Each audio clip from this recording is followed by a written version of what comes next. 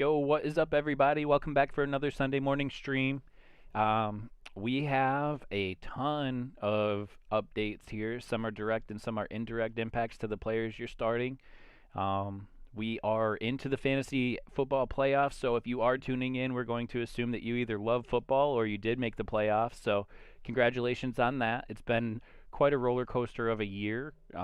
If you didn't have like Cooper Cup or Debo Samuel or maybe like a Leonard Fournette, um, it's been a grind, man. It's been a real grind. So, um, we're here.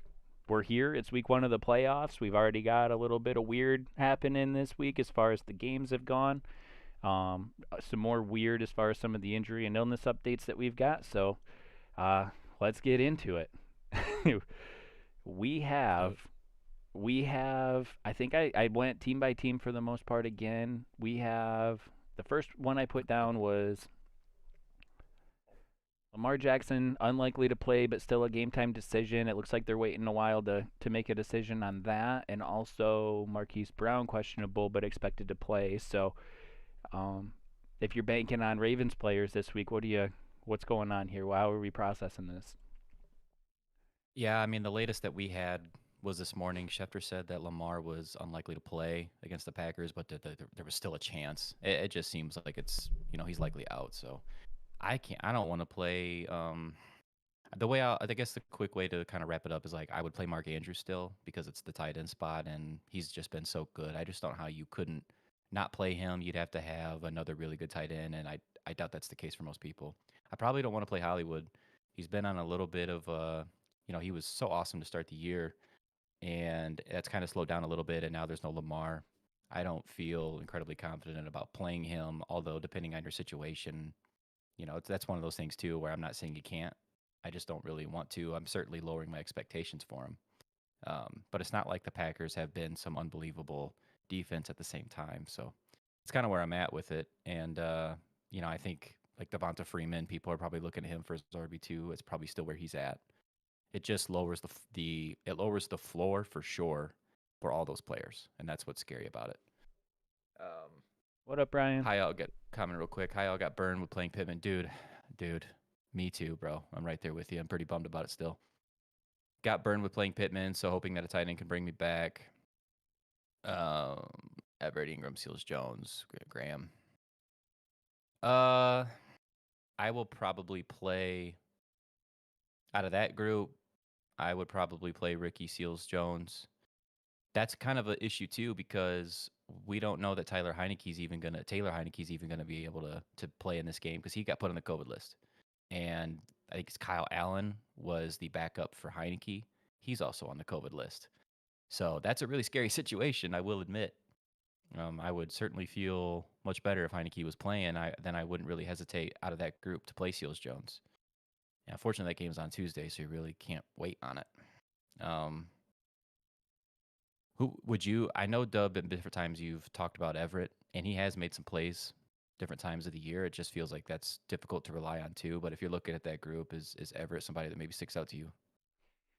Yeah, Everett's the one that stands out to me. I think when I was looking at it, I was looking at Everett versus Seals Jones, and I know Seals Jones had been pretty good without um, Logan Thomas. Logan Thomas in the mix. The concern that I'd have there obviously is the quarterback issue, but also he hasn't really broke out this year yet. But Curtis Samuel is another week removed from his groin injury, and they've been limiting him quite a bit. That's another situation where I think that could cap Seals Jones a little bit, and Gerald Everett would be going out there without a Tyler Lockett. So Oh, that's true. I think Yeah, Gerald Everett's probably the one that I'll say, like, I think Gerald Everett's yeah, the one that I would pick out of that group. I understand the logic with Seals Jones and even Uzoma and Ingram. I get offer some dart throw upside, but I'm probably going with Gerald Everett out of that group. It's just we're making the yeah. most out of our options, and that's probably the guy I pick out of that. I mean, it's a fair point about Lockett potentially not playing in that game. You would think. I mean, obviously those targets have to go somewhere, and Everett could be a candidate for that. So I don't hate it, especially with the Heineke situation that I was referring to with Seals Jones. If that wasn't the case, he would be my guy that I would play out of that group. But I'll go with the dart throw with Everett too. I can get on board with that. I don't love it, but I'm sure you understand, Ryan. Looking at those players you're picking with, that none of them are ideal. So yeah, Everett would be the guy, and let's just hope, right? Yeah, I That think there's Pittman a thing, couple. bro. Feel you. I think there's a couple guys we could probably knock off the list. I mean, I think that like you're probably not looking at starting Evan Ingram because I don't like the matchup with Micah Parsons. Micah Parsons has been at the very least incredibly fast, and he has been an impactful player on defense, even especially when it comes to like turnovers. So I would already be hesitant with Ingram, but I think Micah Parsons opposite of him is something I'm not really trying to sign up for. And then the other guys Yeah. you've got like Uzoma's just been off too much lately for me to really invest in that touchdown opportunity. T. Higgins has actually really stepped up and taken the extra opportunities that have been available. So I think those guys are kind of off my list. And even Aqueg he's like splitting looks with Noah Fant. So I think we got it down to two guys mostly. Even Graham's been sharing with Komet, and at times Komet's been more productive. So I Yep. definitely think it's between the two that we've talked about. With Lockett, so I don't know how much you've seen with the NFL. The NFL's been changing their COVID rules kind of on the fly, just about every day for the past week. So I might not even be completely up to date, to be honest with you, with what it is right now. But what I do know is that if a player is vaccinated and they are asymptomatic and they can provide a negative test after a 24-hour period. So you could test positive at noon on Thursday, be asymptomatic, and be vaccinated. And on noon on Friday, if you can provide a negative test, you're reactivated and you can play. We don't know if Tyler Lockett is or isn't. We're not going to know that with any of these guys. So we don't know for sure. Yeah, he could be activated. It could happen on Tuesday. It could happen tomorrow. But if he's not vaccinated, it's very unlikely, probably almost guaranteed that he won't play. So we don't know. Unfortunately, we don't know, and that's the case with so many of these players, and it affects so much for fantasy.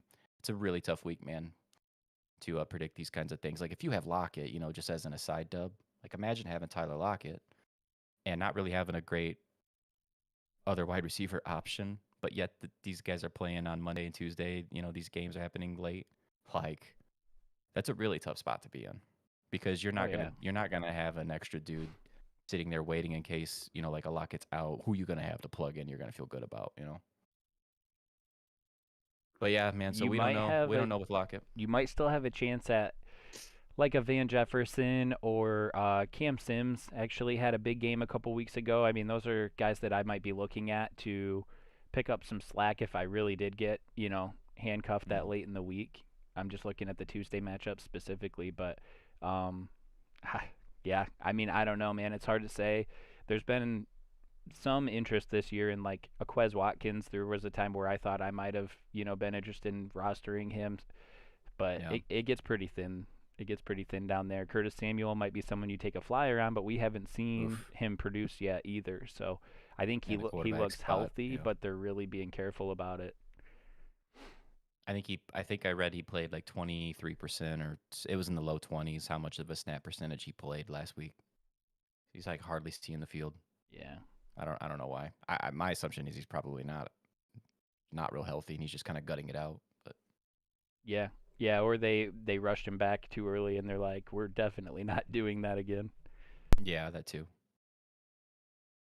So yeah. So anyway, what were we? We had just gotten started. I don't remember what we were talking. Oh, we were talking about Lamar and the Ravens. So, yeah, it's just a much lower floor in my opinion for some of those guys. And I don't really want to play Hollywood Brown if I don't have to, and I will play Mark Andrews still. Agreed. Next list we have here is the Rams. We've got Darrell Henderson and OBJ activated and expected to play, so that's good. The Rams have a lot of COVID issues going on right now, but those two guys seem like they're going to be good to go. That's another Tuesday matchup, so it's rough, but I think you're proceeding with the expectation that those guys are going to be available and you'll be good to plug them in. Yeah, I missed which two guys you were talking about. Who'd you mention? Which players? Henderson and OBJ. Oh, right. Yeah, I mean OBJ, man, he looked pretty rock solid this past week. The last Braves game, like was getting open kind of at will. I know Cooper Cup was the main dude for that game still, but like Odell was making shit happen. I was pretty encouraged by what I saw by him in that game. So yeah, he's back. He's active. 100%. I would have him in my roster. Just for that, just for the incredible upside that he looks like he's already capable of providing. Um, and Henderson, that's a much tougher situation to figure out. Uh, we could talk about that after this one here. Latavius Murray, Penny, or Jordan Howard pick two. I mean, I definitely can't play Latavius. I 100% I'll play Penny, and we know the risk with Penny. It's really never been about ability for him. It's just been his inability to stay on the field, be healthy. But he looked awesome last week with those 16 carries, broke off a big play, and that Eagles situation is just about as ugly as Baltimore's running back situation. But at least we've seen Jordan Howard when he's active and been given some opportunities. If he can get 10, 12 carries, he's a pretty good interior runner still, and he has potential to get a touchdown today. I don't love that, but if I'm picking between those three, Penny's the obvious one, and then I'll play Jordan Howard. Yeah, I mean it could be just as much bad as good with that, but they're saying that Penny's got a chance to lock down that backfield. And I mean, I know it was against Houston, but if you watched any of that game, I did pull up his highlights from last week. He was running hard. He wasn't shying away from contact, and he got through. He ran through a couple guys, so he's Yep. definitely got the speed to. He's got the speed to take advantage of some open space, and I think he's looking as good as you could ask for right now. It might be a little bit early, but I'm liking plugging him in my flex this week. I'm running him out there in my flex, and the next 2 weeks matchups are really nice for them too. So I think Penny's going to be a big factor going forward. Just yeah, man, stay healthy, and he's a factor, I think. And that probably will help out that entire Seattle offense. I think that'll even help out Russell Wilson a lot if they can have an effective run game for once, because that has not been the case for them really since Chris Carson has been hurt. They really haven't been able to run the ball that well. Well, and they did it in a way that had me very excited too. It wasn't just like Rashad Penny taking advantage of like a bad defense. They were creating a lot of space for him. They ran a lot of like trap plays, and they were running a tight end from the far side that was like pulling and getting the edge block on the far side. So they Yeah, were definitely making it a point to create some holes for him too, which I really like. yeah, agreed. Colin comes in with Hollywood Brown or Christian Kirk if if Lamar is out. If Lamar is out, I'm playing Christian Kirk. If Lamar's in, I'll play Hollywood.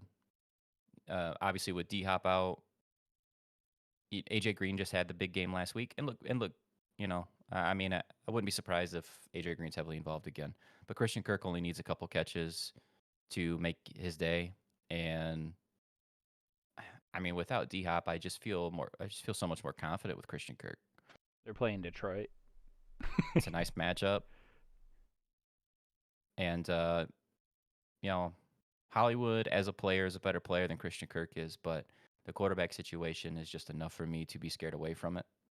Uh, but that's something just to pay attention to. If Lamar does end up being active, I don't know. I don't even know off the top of my head what time those games are, if they work for you, where you can wait to find that out. I mean, it certainly seems like Baltimore's Lamar's at probably not playing. 4:30. Arizona, Detroit's at 1. Yeah.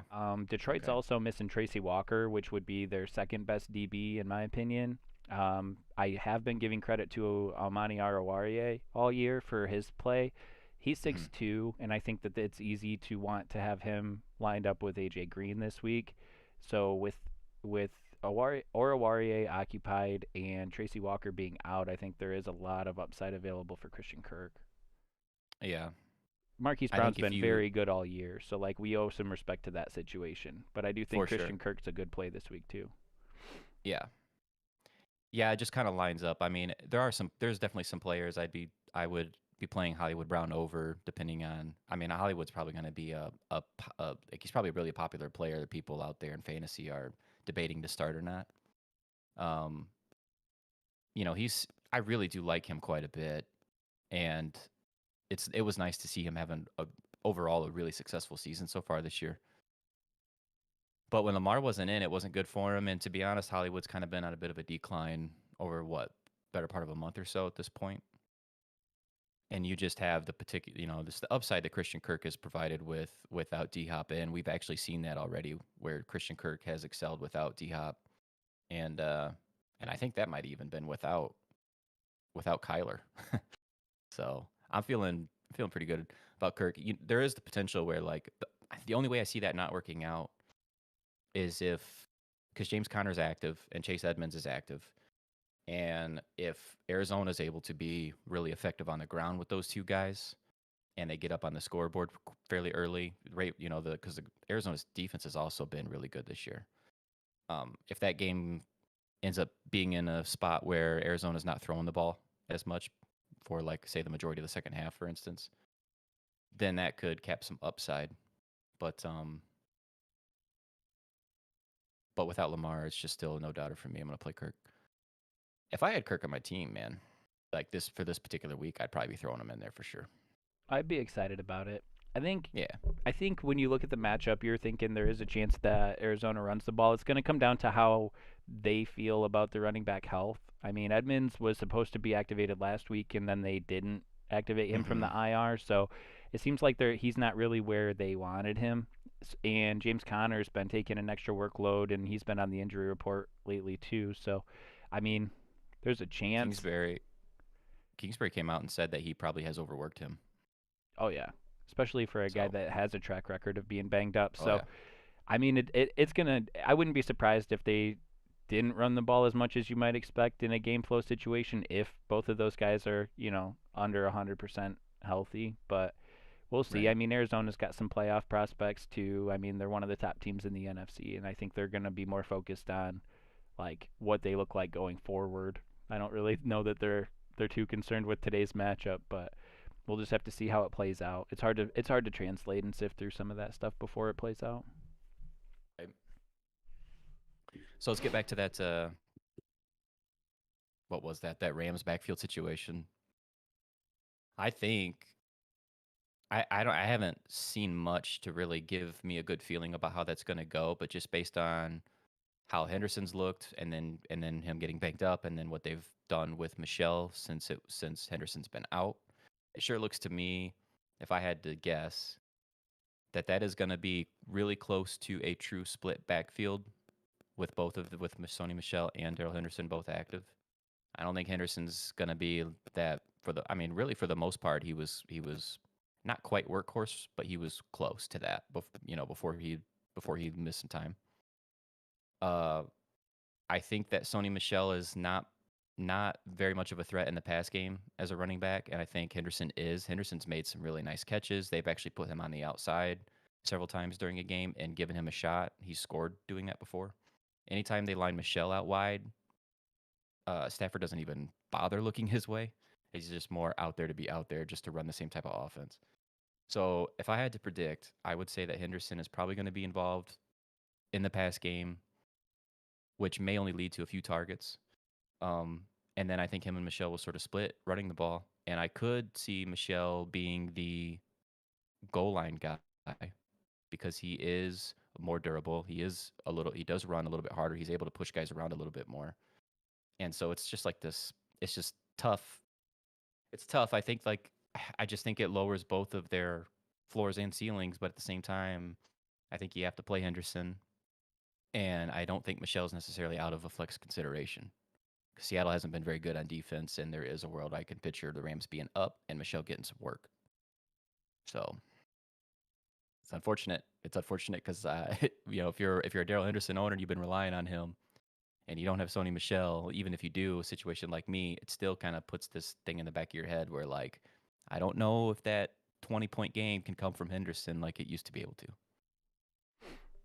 We'll have to wait and see how that plays out. I know that Michel's been okay, but not great without Henderson. So I think that Henderson's still got a lot of volume to offer. I know Seattle's been worse than advertised, but they are getting healthy. I mean, I know Lockett might miss this week, but like Russ, I'm hoping Russ just needed a couple weeks to kind of get back on track.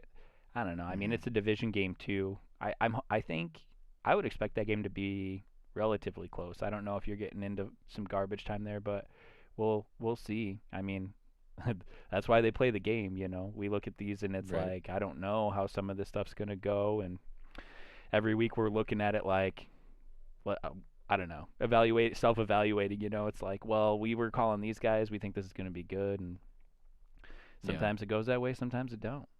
Ryan, I understand the interest in starting Tua. I've had the same interest at times this year, and I mean he probably does have a good chance to put up some points, but I think I have to go with Kyler on this one. Like the both of those running backs are at least a little under, you know, full health. I think that game's going to have to be pretty far out of hand for them to really just abandon, you know, the passing game.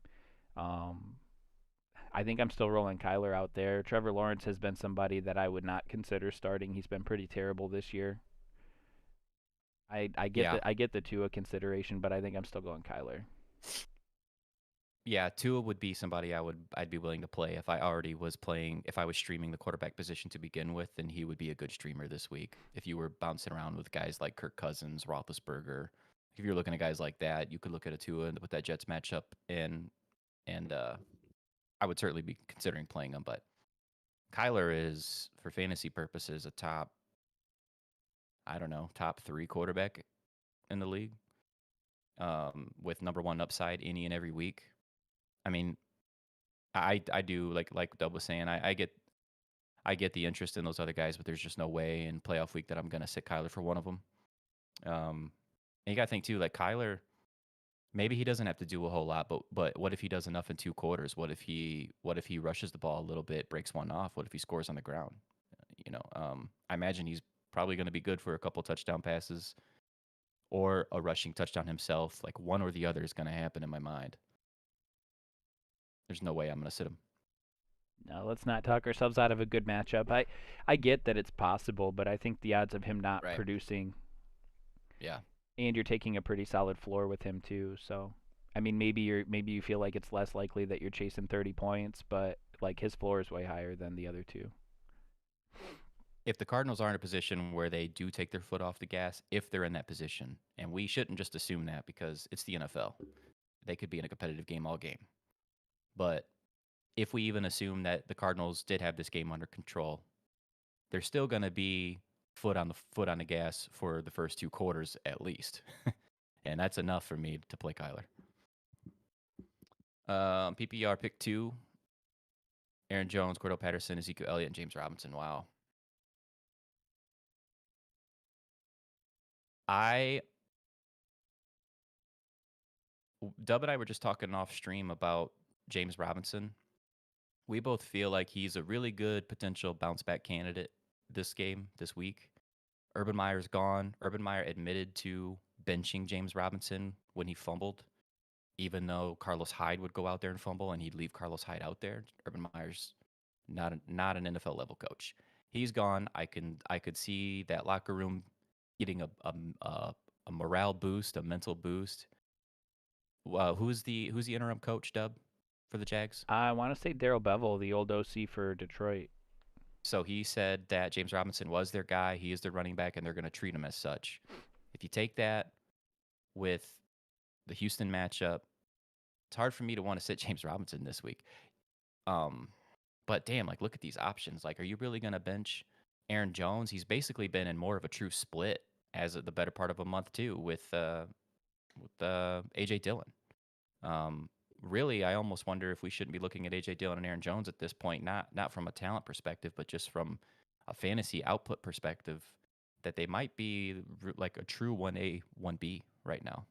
Yeah, they play Baltimore this week too, so really like had me That's a kind of tough looking matchup. at Patterson and Robinson out of the two. I think Patterson's upside is a little bit capped. It seems like maybe it's the workload and he's fading a little bit and they play San Francisco, but his receiving threat Yeah, keeps his floor really high. And I mean, we're still in the same world where like the Cowboys want to limit Zeke a little bit. I mean, they were forced into, you know, keeping his workload high because Pollard wasn't available, but like they still want to limit his volume too. So I mean, really, I Right. think that the two safer picks right now, or the more interesting picks, would be Patterson and Robinson, which sounds kind of weird. It is It does. PPR too, though.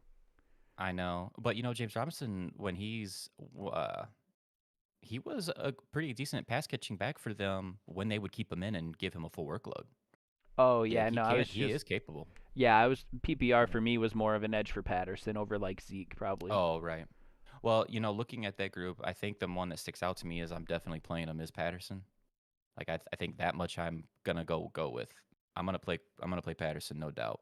And then I'm looking at like Aaron Jones, Zeke, Robinson. It feels so. Oh, it's a four. No kidding. So everybody's loaded. Well, if it's a four man, if it's for real like that, and everybody's obviously loaded, then you have to go for the ultimate upside, right? Like you can't put a guy in as a safe option because everybody that you're playing against has guys that could go off because they're so loaded. So who's the highest upside plays? It's Patterson. And Robinson probably. I think so because I think Robinson has potential for a 2 touchdown day. I'll play Patterson and Robinson, man. Feels so wrong to sit Aaron Jones and Zeke, but you're in a 4-man league, so we're treating this a lot differently. We're going for that ultimate upside. We need 2 goal line touchdowns by James Robinson, and Patterson's going to score, and he's going to be involved in the pass game. So let's rock it. Yeah, he's gonna get like 6 catches for like 48 yards. Maybe a touchdown in there. We'll be all Right. right. Mount St. Brown, Gallup, or Jordan Howard to start on the flex and standard. Mm, I feel like I'm taking the bait on this, but St. Brown's had 2 double-digit target weeks in a row, and they're playing Arizona, and Arizona's got a good defense. But going back to that narrative where we're trying to if we try to predict game flow and we assume that Detroit's going to need to throw the ball at some point, they're missing their running backs. I'm going to play St. Brown. What do you think, Dub? I know I'm not playing Jordan Howard. For me I personally, out of mean, that group. the Jordan Howard thing feels gross, but I'm he was not. scoring touchdowns when he was playing too, and it is Washington, who's also had some COVID issues. A lot of COVID Listen, I issues. think those three are pretty close. Like for a group of three guys that we're considering, they're pretty close. The standard scoring is what really has me thinking like, where are we going with this? Yeah. And To I me, it's like between the Gallup. receivers. Gallup's been good. Yeah. But the problem is you're looking at St. Brown and Gallup, and I think both of them have a pretty small chance of scoring a touchdown this week, and that's all Jordan Howard does. And so it's like, how likely do you think Jordan Howard's going to score that touchdown? And I think based on what we've seen this year, it just feels gross, but I think he has a pretty good chance to score a touchdown this week. I think St. Brown obviously has the highest floor with the volume he's had recently, and it puts us all in a really weird situation. Yeah. Yeah. If this was any sort of PPR, it would probably be a no-brainer, right? That Jordan Howard wouldn't even be consideration. Yes, I but tell you what. no Hawkinson either, and I think that Josh Reynolds has also offered some fantasy value this year, but it's been like on the medium to deeper, target range, and St. Brown has been that blanket. There isn't somebody that really stands out to me in Detroit's offense that they're going to be incredibly trustworthy of if they get into a short and goal situation. I think that St. Brown's chances of scoring a touchdown this week actually go up by a bit. Um, yeah, I go St. Brown too. I go St. Brown because it is a good defense, but he is a route runner and underneath kind of guy, and I think his chance of scoring a touchdown goes up quite a bit. Yeah, I mean, you have the Hawkinson thing. You have DeAndre Swift and Jamal Williams, who are pretty clear and obvious, I guess, at this point. The best 2 running backs on that team. I mean, I think we already knew that about Swift, but um, and those guys were pretty heavily involved in the pass game too when they were active. Did you say Javonte Williams? Did I? I don't know. I meant Jamal Williams. If I did, I don't know, man. I'm flipping screens. I'm seeing so many names in front of me. No, I hear you. But Jamal Williams. I just If I saw don't it know go what I by on the said, ticker too, so it might have been like my brain being weird. okay. I don't know. I don't Jamal know. I'm Williams. known to do that at times. My brain's going faster than my mouth can.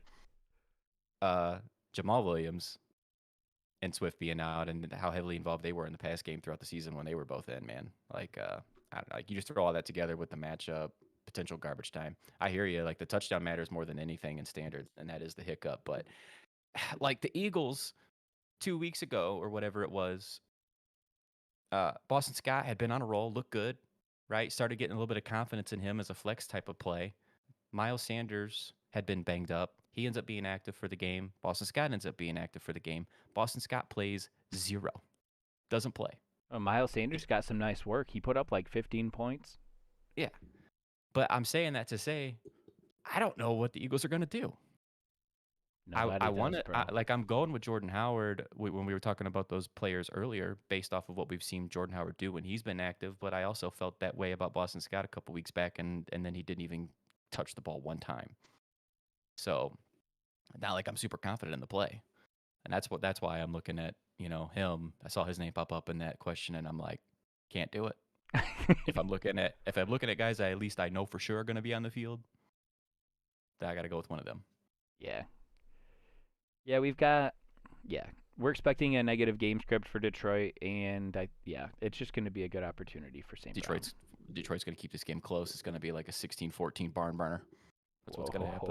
Whoa. Listen, we had a pretty good deal working out at the beginning of the year, and Detroit was playing close, okay? I just need you guys to know if anyone has any love for the Detroit Lions, we made a deal that Josh was going to bet $1 on the Lions every game for the season, and we were going to test it because, like, you know how sometimes you just get screwed over when you take the easy picks? Mm-hmm. So we really tested it. Out. Well, listen, though. Maybe they're just so bad that you're the reason that they had such close games early in the season because you quit doing that, and they got roasted by Cincinnati at home. What? You know what we're doing right now? Listen, it's a lost cause this year. They're already mathematically eliminated from the playoffs. We're shooting for draft picks over here now. But they're a plus 525. Give it to me. I'm just saying, if you go, like, maybe we try it again next year, but I think there's something to you betting against the Lions. I think that was helping us out quite a bit. If there's anything that would make sense, it would be that. So you go put $1 on the Cardinals, and now Ross St. Brown is going to put up 25 points, and we'll be good. All right, officially a bet on the Lions has taken place. Listen, if we go out and we beat the Cardinals, listen, I'm going to be throwing you some money to put on them. All right. We do have our next on the list was the Cardinals. We've talked about them a little bit. Like James Conner and Chase Edmonds are expected to play. DeAndre Hopkins is out until at least the NFC Championship game for the real playoffs, so he's out for fantasy going forward, which is a bummer. I don't know. We've touched on it quite a bit, so like just breezing through. Like I don't think Conner and Edmonds are fully healthy yet, so I think that they're going to be as involved as they can be in a game that we expect to be one-sided. Well, we expected until Josh put some money on the Cardinals, but we still got some nice options with Green and Kirk, and I mean even Zach Ertz and now I can't even remember his name. Rondale Moore. I mean, those guys have some increased chance of a big game. I think that I've been out on both of them quite a bit, but with knowing Hopkins is out, there's a chance that that either one of those guys has a game too. So I'm looking mostly for Edmonds' involvement. I'm hoping he looks healthy and that they are comfortable relying on him. He was a pretty good piece before he went down, and that's what I'm really looking for. But I think the other guys have a bump too. Real quick for clamped Saquon or Javonte, I'm gonna play Javonte Williams this week. He's really a good running back, and he's been one of the pleasant surprises as a rookie for me this year. Just watching him play, the only thing that's been hindering him is the fact that Melvin Gordon has also been pretty awesome this year while he's been playing. And we kind of felt that way, like coming into the season. We felt like Melvin Gordon was being super disrespected. Nobody cared about him. Because he's still a good player, man. He showed it last year with Denver. He's shown it again. But those guys are going to get their work today. Both of them will. And so Saquon, you've got a lot of negative, obviously, going on with Giants that I probably don't have to get into, even including the quarterback situation. There's no room for Saquon to run. Defenses know that he's the biggest threat. They can focus on him. It's Dallas. Dallas' defense has been tough. So I'm gonna play Javonte Williams. Do I start Javonte Williams or Darrell Henderson? Yeah, I'll play Javonte Williams. We were just I've been out. You probably weren't in here, but we discussed that Rams backfield situation a little bit earlier, and I just think that Sony Michel has probably carved out himself some sort of role that I don't think was there before Darrell Henderson got hurt. I do expect Darrell Henderson to be the starter, but I just don't know that you're going to get the same type of workload. Maybe you do, and I'm overthinking it, and I hope so because I've got Henderson and I'm starting him this week. But I'm a little bit nervous about that, and I actually just think as a pure like player-to-player ability, I think Williams is a better player than Darrell Henderson. And Denver's just been so effective running the ball this entire year, really. One thing I So that's noticed, why. I haven't caught too much of the Broncos play this year. But when I have watched them, it seems like they're very encouraged to play the keep away kind of a game too. So like they're trying to get 3 to 5 yards on the ground most plays, and then they'll play off of that some. But that's exactly what they want to do. So I think that also Mm, offsets some of the timeshare stuff. And both of those guys have been getting a lot of work when they're both healthy too. And Williams has been pretty right. good. Who are you guys playing in your flex? Clamp, Ben, who you guys got in, as your flex guy? Or are these two players who you're looking at for your flex? And while we're waiting on that, we can What were we talking about? Arizona? You mentioned them again real quick, right? I was yeah. just gonna I was just gonna say to add to what you were saying that I think every one of them is in play, but not every one of them is gonna have a good fantasy day. I No. just can't tell you who will and who won't. Is it gonna be AJ Green or Christian Kirk? I mean, maybe in that regard, maybe both. Is it gonna be Edmonds or Connor? I don't know. I mean, they both have done it together at times.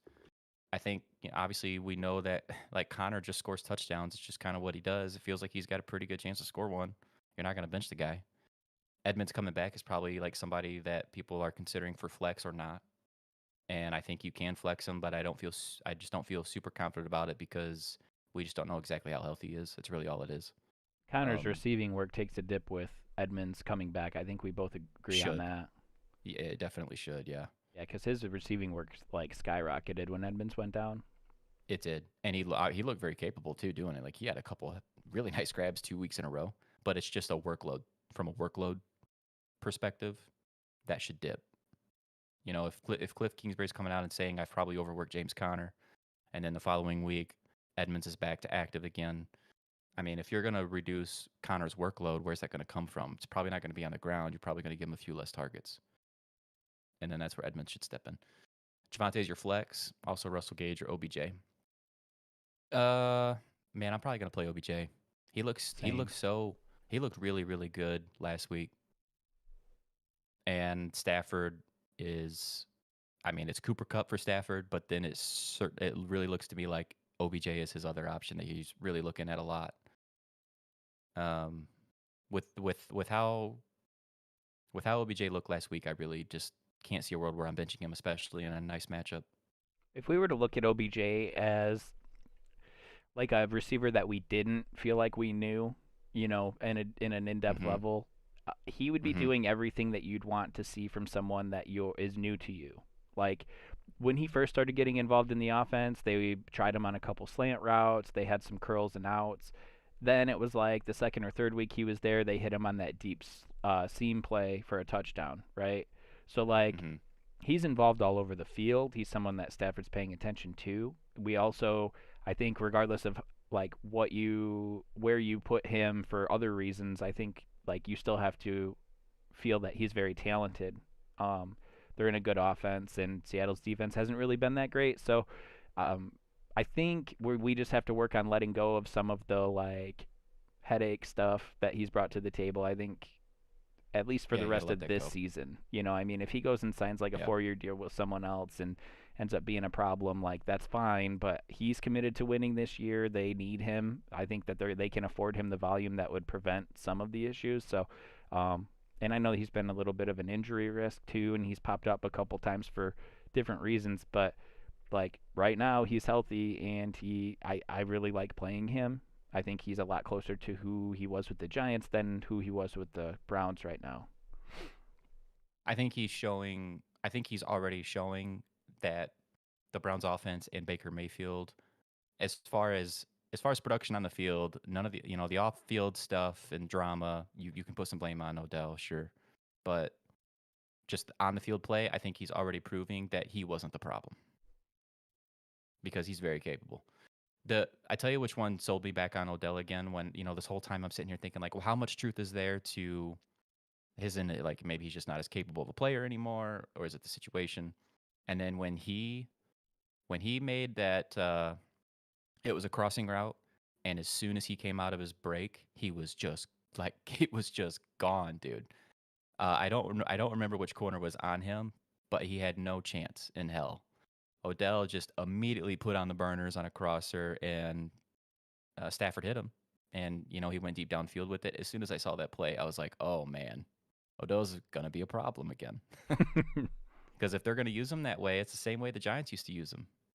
And if he could still do that, which I mean, it's just one game that I really looked great, but he looked great. I'd be pretty excited if I had Odell. Oh yeah. Yeah, I mean, I might have made a trade Appreciate it, where Ben. essentially one of the yeah, thanks Ben. We appreciate that. There were other parts to it, but like I'm in a situation where I have Antonio Brown instead of OBJ right now, and it felt good at the time because I felt like I was really getting some upside there, and now I'm looking Yeah. at it like kind of wish I still had that guy on my squad. I couldn't remember if you traded him or not. I thought you did. I actually went and looked. I was like, I think you got rid of him. Yep. Is it Cameron that has him? Yeah, it was part of that. It was the Oh. Ridley. It was Ridley and OBJ to get Patterson and You know that Antonio if Brown back OBJ, in a you know keeper that if league. OBJ continues to do this for the rest of the season, Cameron's keeping him. Oh yeah, oh yeah. Who would you start, Hulu Live or YouTube TV? I tell you what, I'll start Hulu Live any day of the week. Got these YouTube TV motherfuckers over here taking away my football. Dude, YouTube got I got a random email and I don't even know who for sure it was from. It was like from the other party of a negotiation deal like 6 months ago too, saying like YouTube was negotiating too hard on their stuff. It was Bally Sports, I think it was, which is used to be Fox Sports. And then what happened? Something happened with Fox Sports, and Fox Sports is now Bally Sports, and Bally Sports no longer has hockey either. So like Mm. everything's getting so chopped up that it's very frustrating. But when all that change occurred, apparently Bally Sports felt obligated to send YouTube TV subscribers an email saying, "Hey, we felt like we had a fair deal on the table here, and YouTube was getting greedy." And I was like, well, Hmm. whatever. Like they're probably trying to just save some face and try to get some people interested in signing on with them. And now it's like fast forward 6 months, and it's like, oh well, they couldn't work out a deal with Disney either. Like now it's an issue, and now I'm starting to believe Bally Sports.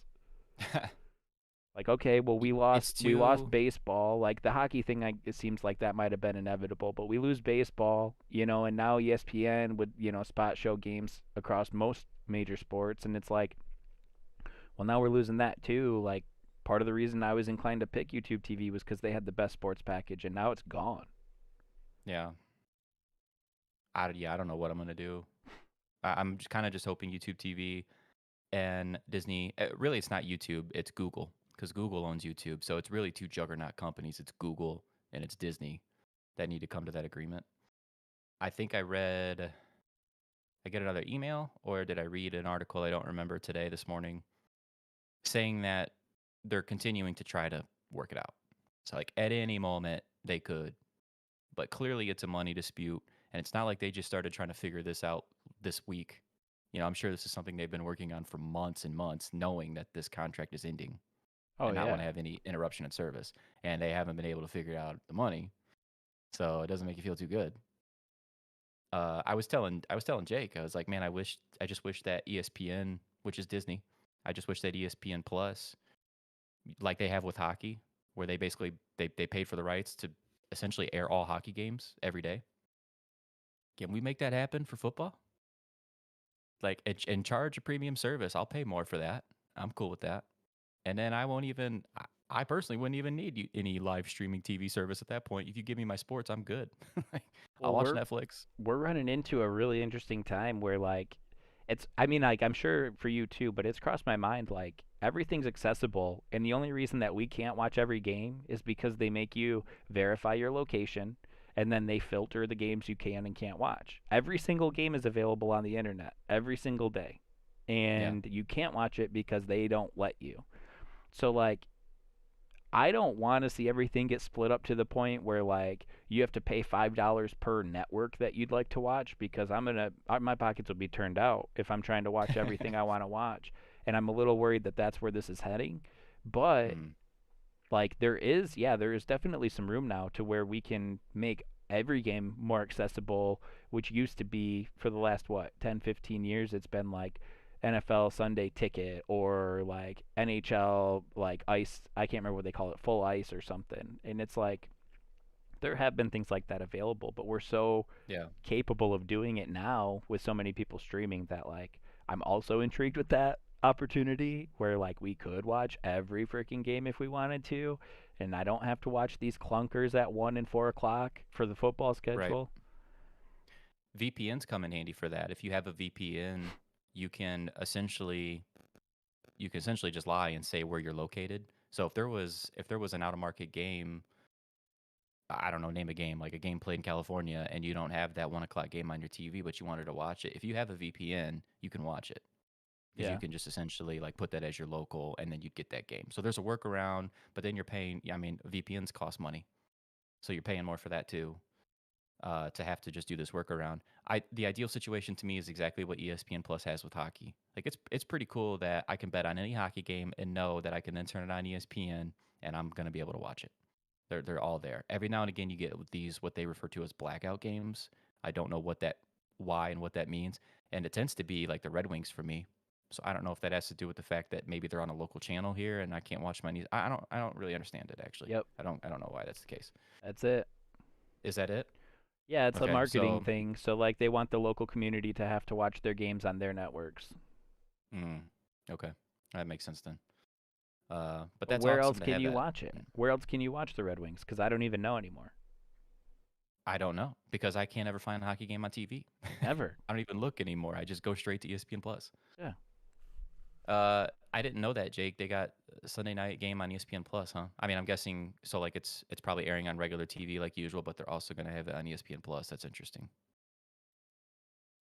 I feel like we're inevitably heading down that path. I don't know when it'll happen, but it's going to happen. Disney's got too much money. They can kind of do what they want. They own so many names that people don't even realize. So many brands, TV networks. They can branch off, do their own thing, their own service, and probably really succeed in Well, that it's area. everybody. Everybody was all excited to jump on that Disney Plus, and now here we are. Their heads Right. inflated, and now we're just gonna be subject to whatever they want. Well, it's going to be Disney Plus Live, just like it was Hulu and then Hulu Live. Yeah, it's going to be Disney Plus Live, and they will have ESPN, and they won't share it with anybody else. And that, you know what I mean? Like it's what it's going to be. And you know what? How much you need? Here you go. Canceling YouTube. Half PPR, Brandon Cooks or Devontae Parker. 50-50 a minute in a 50-50 matchup with Tua at QB. Should I risk the stack or go with Cooks? Feel like I can't go wrong with either's floor. Yeah, Brandon Cooks, Devontae Parker, two very underappreciated wide receivers when they're healthy. I let me look at the Houston has. I know who Houston's playing. It's unfortunate that my brain is so bad that I can't remember they're matchups just playing on the fly. they're playing in Jacksonville, and they're doing Right. the remember they're doing the Davis Mills rest of season deal. So Yeah, and that is kind of scary, but at the same time, it's not like Tyrod was getting anything done. Um, I think I'm gonna play Devontae Parker without Jaylen Waddle, because they get the Jets, right? they get the Yeah, Jets, yeah, without Jaylen Waddle. I'm gonna play Devontae Parker, and you say you've got Tua. I mean, yeah, obviously, if you're stacking guys that you're not fully bought in and confident in, then it can make that feel even a little bit more risky because now you're just like doubling down. But it's a really nice matchup, and I think Parker without Waddle has a better floor And Parker's a very capable wide receiver. He's shown a couple flashes this year in very limited time, Yeah, but I don't see a clear reason why he wouldn't have a nice game this week. That was I think some the volume next should be there team. for him. Yeah, yeah, for sure. That was the next team we had on the list here. Jaylen Waddle's out. Myles Gaskin's active, so kind of just broke Hmm. that down. Same game. They're playing the Jets, and Michael Carter Jr. returns. So Jets are missing a lot of pieces, but Michael Carter's back. He's been a pretty nice piece. I have him, and I'm waiting because I think Miami's defense has also been pretty good under the radar, Yeah. and they've been very good lately.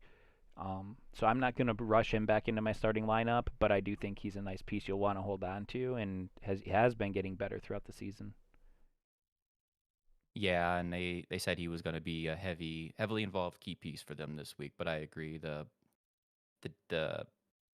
going against the Dolphins is not an encouraging matchup right now, and you worry about the Jets' just effectiveness, their ability to sustain drives because Zach Wilson has not looked good. The No, Dolphins might feed on that. been very bad. Hmm. We've got Adam Thielen is expected to be out. That was what, an ankle injury? Yeah, so that's a weird one because I assume he's probably out. Yeah, but he was listed as questionable instead of out, and there's been reports saying he has a chance to play, but it sure feels like more gamesmanship than anything to me. He didn't actually practice all week. He was at practice, but he didn't practice. So I don't know how you can.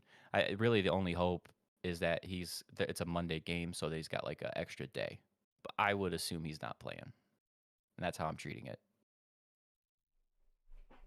I just mentioned that because if somebody has Thielen and they also have somebody else in a Monday or Tuesday night game, like there's a very small possibility that Thielen could be active.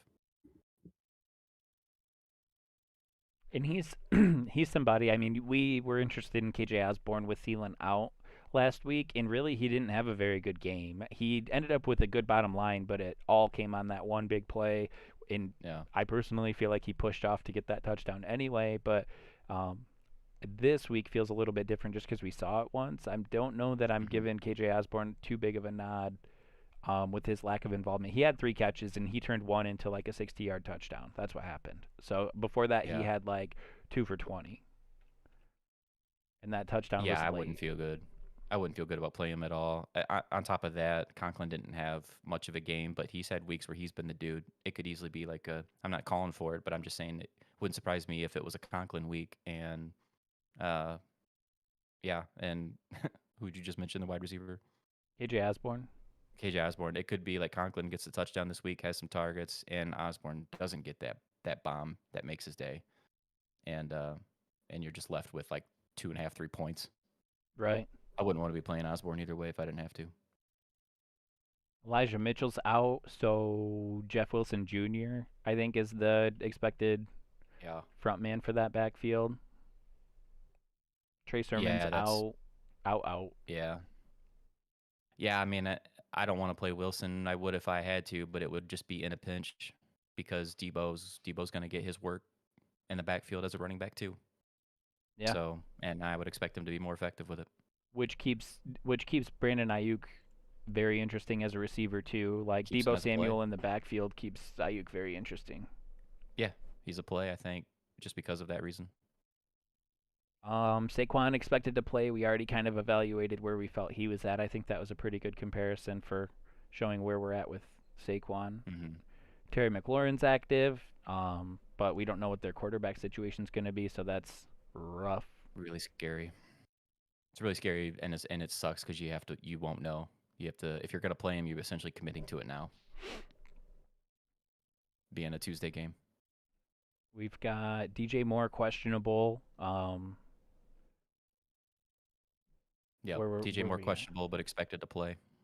Expected to play, and they've got. I was just looking for. Oh, they're playing in Buffalo, which is going to be weird for them. Yep. Yeah, with quarterback play, that's been super sus. Been really bad. So I mean, I don't feel real good about anything Carolina.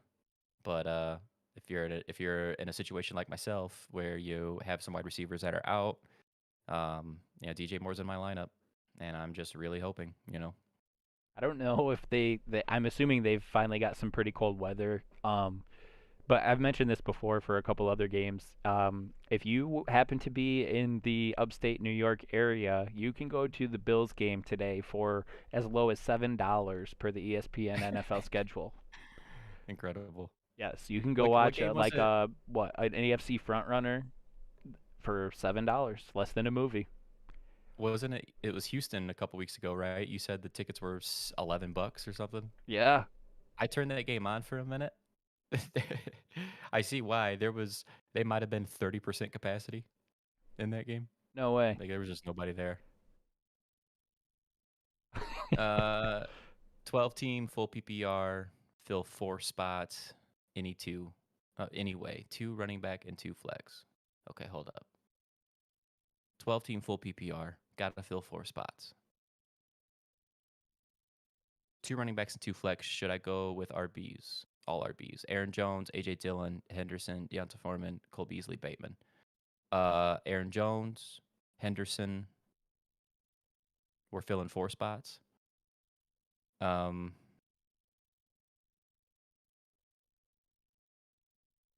I'm gonna have to look at matchups for these others. But I mean, I certainly have my reservations about Aaron Jones. Sorry, COVID. I certainly have my reservations about Aaron Jones and Henderson. But like if I'm looking at options like Foreman and Beasley Bateman, Aaron Jones and Henderson are above those guys for me. If I'm gonna consider playing Aaron Jones, then I would have to consider playing AJ Dillon because I was just saying 30 minutes ago that to me they're like a 1A, 1B at this point. I don't really feel like Aaron Jones has this big leg over AJ Dillon. Same time, when you're playing 2 guys like that, you are really capping your upside because only one of them could be on the field at one time and only one of them could score at a time. So anytime one of them is making a play, the other is you're getting 0 points for. I really don't want to have to play 2 running backs at the same time. And Foreman has been the lead dude for Tennessee. That was one of the matchups I was going to look at real quick. And if you got They're some off the top in of your head, Devin, go Pittsburgh, ahead. and Okay. Pittsburgh has been giving up some yards on the ground. I think I am going Bad. Foreman, Pittsburgh's been straight up bad against the run. and Foreman got all the volume last week. Yeah. Yeah, I mean, in Tennessee, they need to be able to run the ball effectively. That's what they're built around. That's kind of all they know. So you say that to say that Foreman is going to have his opportunities. So it's Aaron Jones, it's Henderson, it's Foreman, and then Bateman for I'm me. probably looking at Beasley or Bateman. Yeah. And not but it's funny because if he just had AJ Dillon and didn't have Aaron Jones, then I would be saying AJ Dillon, and then I'd be looking at Beasley or Bateman. So it's just like one of those Packers running backs. Well, you're That, you're not expecting the Packers to run all over the Ravens. So if you put Jones and right, Dillon in at the same time, then you're accepting 10 points on average for each, right? Or 15 points maybe on average for each. Where if you pick one of the Packers running backs, there's a chance that you hit the guy that gets the points and then give yourself right, an opportunity elsewhere. There's a right, chance you exactly right. miss and you end up with the 7 or 8 point guy, but we're not here to Right. hold back either. No, and as disappointing as Aaron Jones has been compared to what you were hoping for, um, if I have both of those guys on my roster, I just can't pick AJ Dillon over Aaron Jones. I'm not at that spot point yet. I could be a week or 2 weeks from now, but I'm not there yet. Oh, here we go with that. Here's Um, another one. Dillon with no Jones. Here you go. okay. Pick 3, Dylan Cooks, Javonte Penny, Miles Sanders. Is this standard or PPR? I'm going to go AJ Dillon, Javonte Williams, which really aren't bad options. But AJ Dillon, Javonte Williams, and then I'm probably looking between those other 3. I want to go Penny, but I don't want to be like so overreactive off of seeing one really nice game when we have years prior of just really bad with Penny. Like right when you want to buy in and then he gets hurt. The Rams, I go Penny because the Rams' run D hasn't been what it was the last 5 or so years. I think what is it? That D tackle that went to Detroit. I think he was helping in the run game more than people might have given him credit. But I go Penny, man. He's going to be the workhorse. He's at least getting a chance to be the workhorse, and the other guys you just don't really know. Like you have Davis Mills with Cooks. That scares me a little bit. You have Miles Sanders, who was interesting 2 weeks ago, and they had a bye. But prior to that, like he was the same guy. He was the guy that was getting 1 to 3 carries in the first half for like 2 months. So Yeah. I think I All go right. Dylan, Javonte, and Penny. Penny is certainly, to me, provides the more upside than the other guys do. Like Cooks or Miles Sanders. I think Penny has more upside than that. Miles Sanders has been good. It was just like a week and a half's worth of good and then a bye week. So we're like 3 weeks removed from, some Miles Sanders optimism. It just has me feeling a little bit weird. They are playing Right. Washington, and I wouldn't be surprised if he had a good game, but I just like, Washington's been hit pretty hard by COVID, so there's certainly some interest there because of that to me. yeah, yeah. Sanders should be a little bit capped with Jordan Howard getting the goal line work, and that's also a factor where I like that. I mean, Alex Collins would probably take some short and goal situations from Penny too, but um, Yeah. yeah, He that's shouldn't where I'm he going. shouldn't though. If Penny's rolling, they should just leave him out there because Collins is a Collins is a bum. He really is.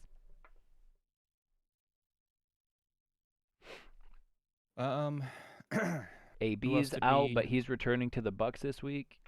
Yeah, it's exciting for AB owners. Hoping to catch a win this week and might have AB back in your lineup next week. Yeah, yeah. And they have. I mean, you mentioned earlier in the stream that there were some some of the COVID rules have been like loosened up a little bit. I think Mhm. to better to give these games better chances of playing. Right. I mean, we've Yep. postponed a few games already, so I think the league's giving in a little bit, and I think that is good news for Antonio Brown.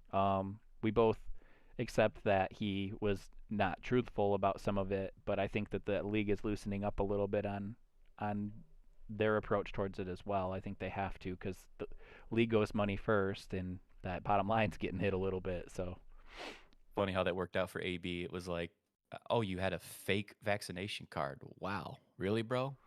So then he gets suspended. And even Bruce Arians is like, I don't know what we're going to do with AB when he comes back. He was hinting towards, he started making people think, are they going to cut him? They're going to cut Antonio Brown? that was out there.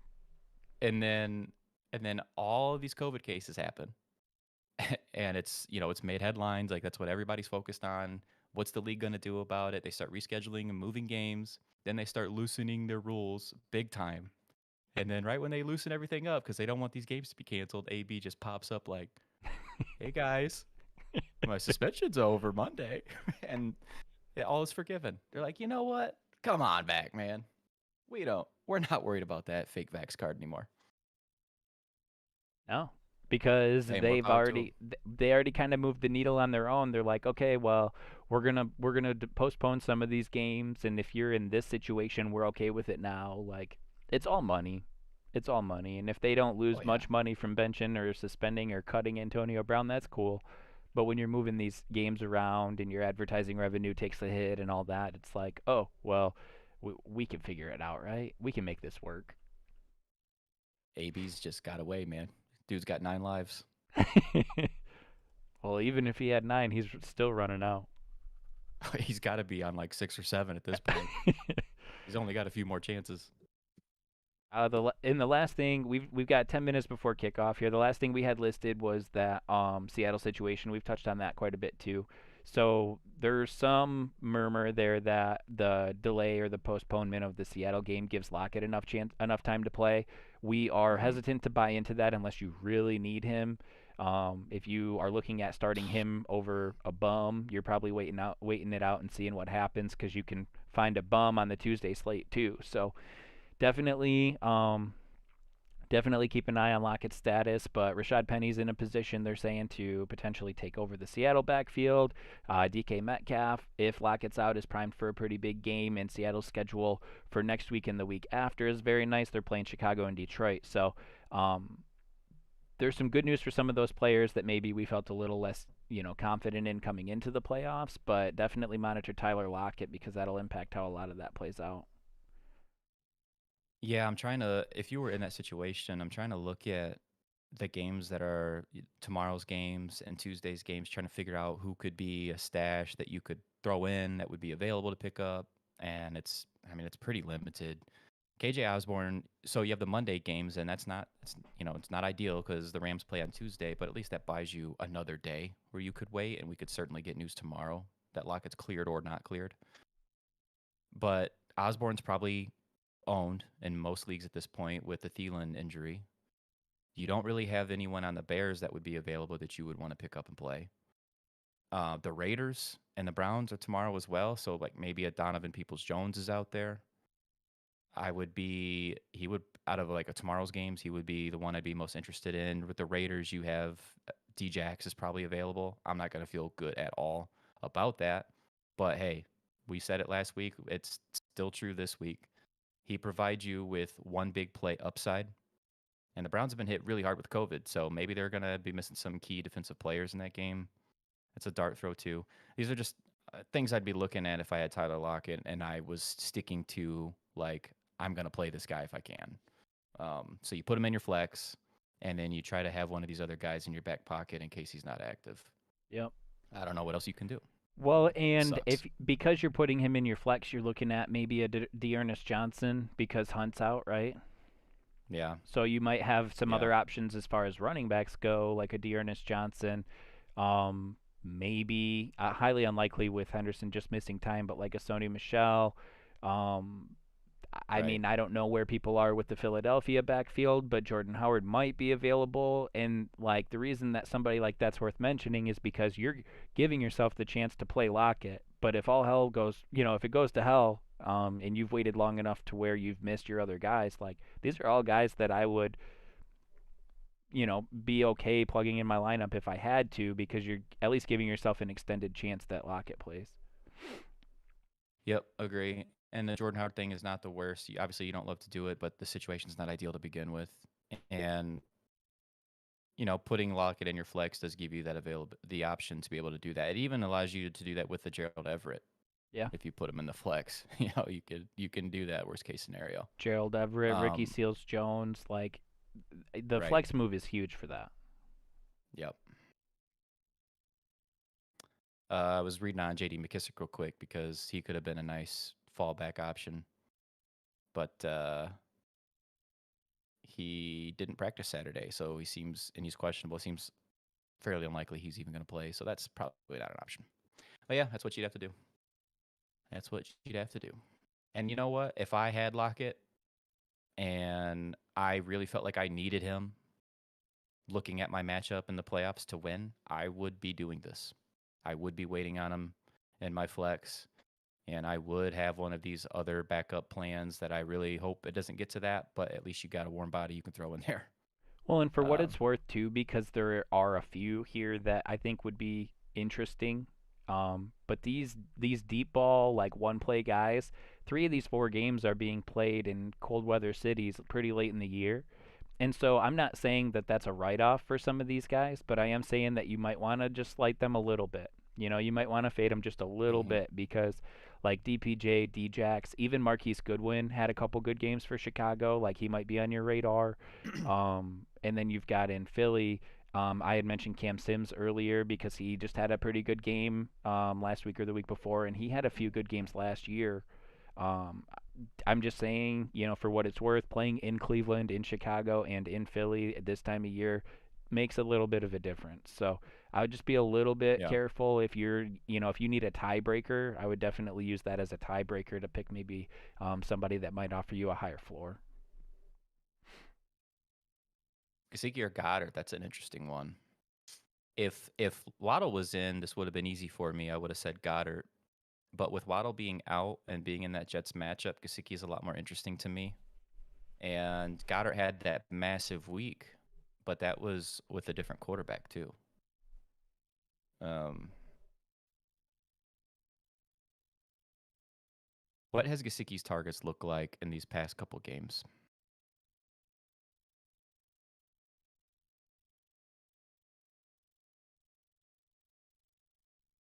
He Man, had he had 11 11 targets. targets. Yeah, a couple weeks ago. Because they had a bye last week. Right. Uh, those guys are so close for me, man. Um, I'm gonna play. I'm gonna play Dallas Goedert because I like him so much, and I'm just like a big fan of him and his talent and ability. So I'm gonna say Dallas Goedert.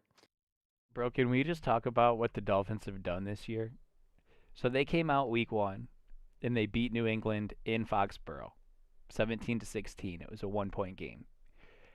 And I do think there's something to be said about maybe selling yourself a little bit, right? Getting banged up a little bit in a tough matchup.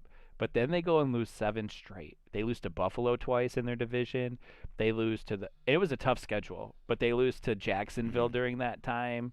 Like there were some bad losses mixed in there. At that time, the Colts weren't playing very good. They lost to them. They lost to the Raiders in overtime. Anyway, so they beat the Patriots on the road, which we at that point probably thought like, whatever, Patriots aren't that good. And then they go lose 7 straight, and then they win 5 straight. What? And their Yeah. schedule's been easier over the last 5 games, but man, what a roller coaster it had to be over there. Schedule has been a little easier, but that defense has also at the same time played much better, and that's Yeah. obviously helped a ton. Oh yeah.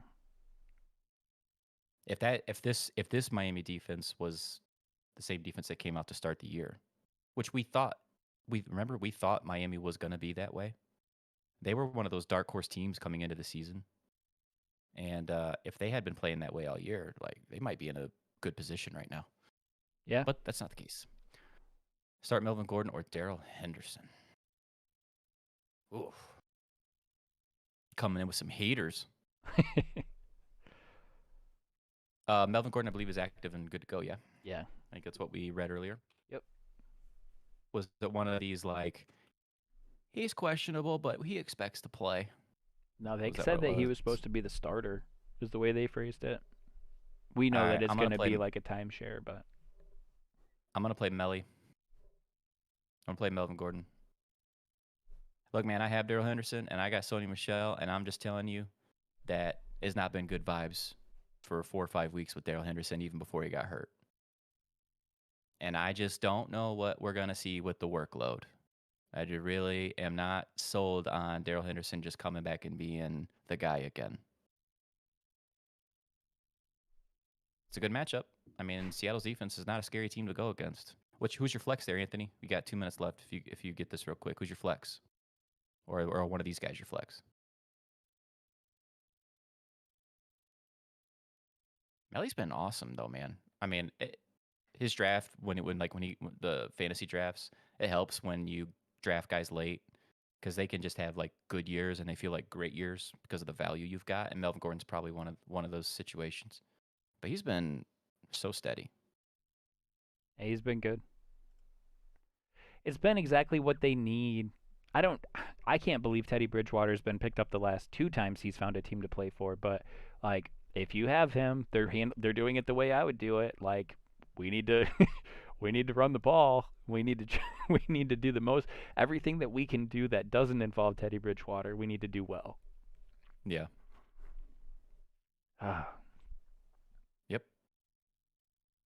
Well, listen, we talked about it last week. We have effectively swapped Zach Ertz for Dalton Schultz. I really hope that pays off for both of us because I rostered Hunter Henry for about 36 hours this week and then cut him just before he put up 22.5 points last night. I gotta say to you verbally because I'm not gonna be able to type it to you. Ertz is my replacement for Goddard if Goddard ends up catching the COVID and not playing. Okay. That's what I did that for. Well, listen, if Dalton Schultz doesn't put up 22.5 points or more this week, I'm just going to start sending hate messages. One of these guys would be your flex. Okay. Yeah, man. Maybe we look at next week, and maybe I'm just reading too much into the Darrell Henderson, Sony Michelle thing, and maybe Henderson ends up being, he gets enough work and he's a starter, and so we just continue using him and not thinking about it. That might be the case, but I don't know. There's like some potential there where that's not the case, where they're in a true split. Melvin Gordon and Javonte Williams are in a split as well, but that's been a very effective split. They both have been very productive. And Cincinnati is not a terrible defense, but they've kind of slowed down. They haven't been as good lately as they were to start the year. So it's just not a matchup I'm concerned with at all either. I just feel, for whatever reason, I feel more confident with Melvin Gordon than I do Darrell Henderson right now. Cincinnati's been better against the pass, I think, too. Their defense, even when it was really good, I was like, really, they found a way to make some nice turnovers in the defensive backfield, is kind of my takeaway. Yeah. Yep.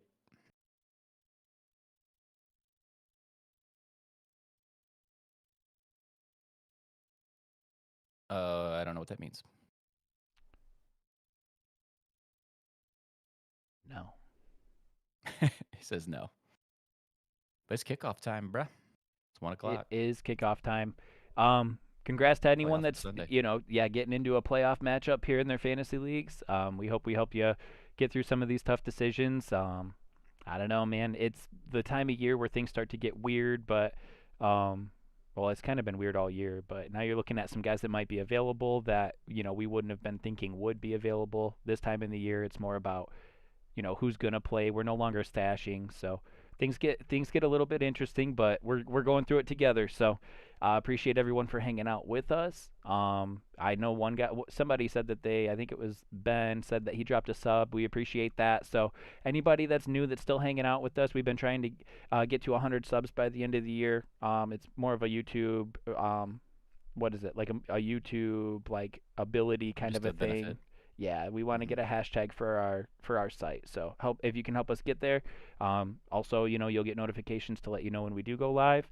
We're gonna get through the next couple weeks here, and hopefully come back next year with, a new and improved streaming site. This has been a good learning opportunity for us, and we appreciate you guys hanging out with us through that. But yeah, we're glad to be here. We're glad you guys are here with us. Good luck this week, and we'll catch you next week.